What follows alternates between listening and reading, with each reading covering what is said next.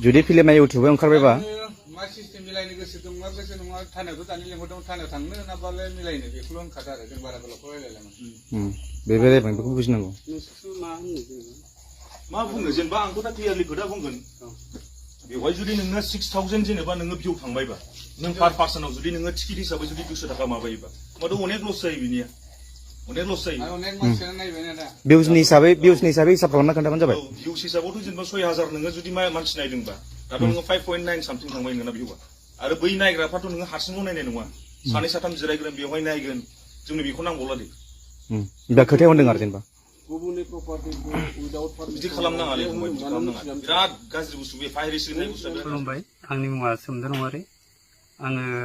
दिनै बे मिडियानि गेजेरजों नोंथांमोननि सिगाङाव आं बेखौनो बुंनो सानदों दाखालि बावैसो आं माने मोनसे खामानि बा मोनसे बुहुल खामानि मावदों आरोखि ना जेन'बा दाख्लै आरएन प्रडाक्सनजों दिहुनजानाय थैसाम 2 सावथुन जादोंमोन दाख्लै बावैसो ओमफ्राय बेवहाय आङो सिनेमा हलाव नायदोंमोन आरो ओमफ्राय सिनेमा हलाव नायनानै बिदिनो ससे क्लिप लानानै आङो इउटुबाव रिआपलड होनाय बायदि जादों आंनि चेनेलावहाय नोंथांमोना येसवारि चेनेलखौ मिथियो जानांगौ जाय मिथियो बिसोरो मिथिगोन आं बेवहाय आपलड होदोंमोन ओमफ्राय बेवहाय आपलड होनायाव माने आंना एसे जाय माने